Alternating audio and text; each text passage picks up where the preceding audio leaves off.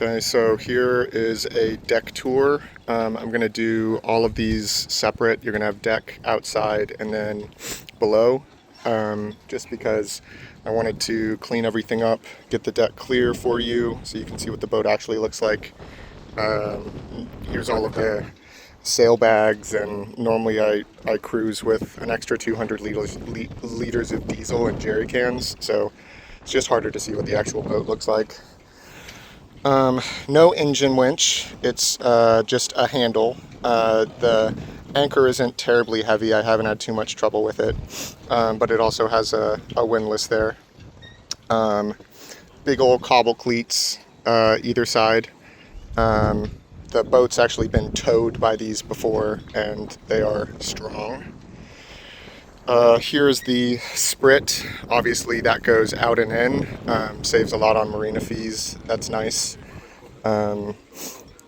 That just sits right here, and then there's a screw that goes through here to affix that.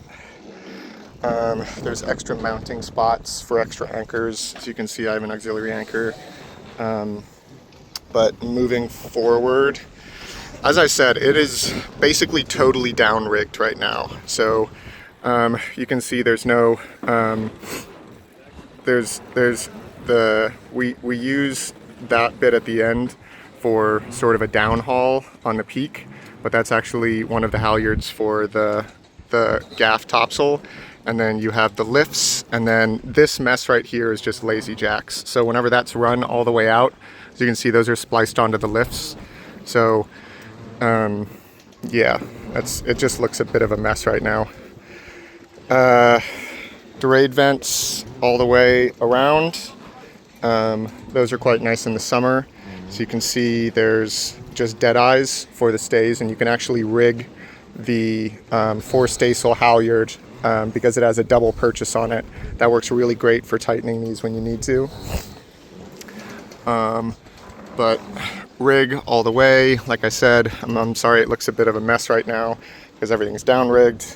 Moving aft, you can see some bits have nice varnish, some bits have already stripped and put new seams in and haven't gotten to revarnish. But really the only small leaks that are around are just in the housetops. And the rest is just varnish. Here's the chimney for the diesel stove. There's the inflatable tender. Interestingly, a side hatch. So put a little flapper on this, but that just slides open, and then this is a two-part thing with a lock that locks on top. So there you have it.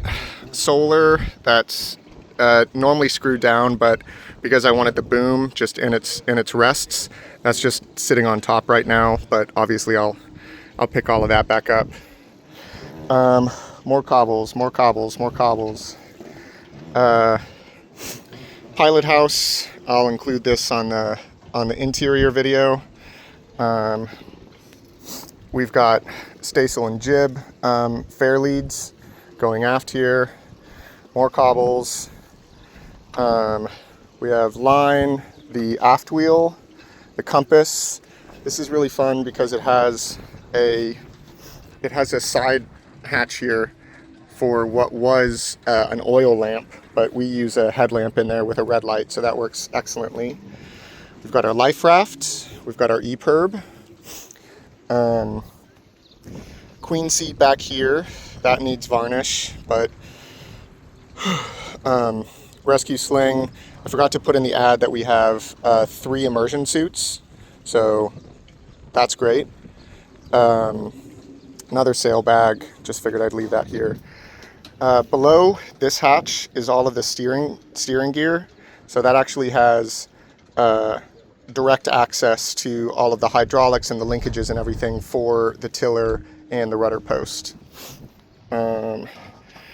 Moving along, we got exterior throttle and gearing.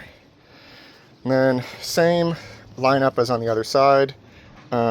Here's the gaff topsail.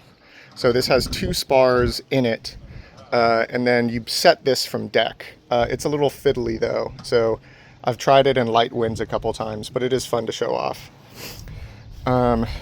New seams, not new varnish yet.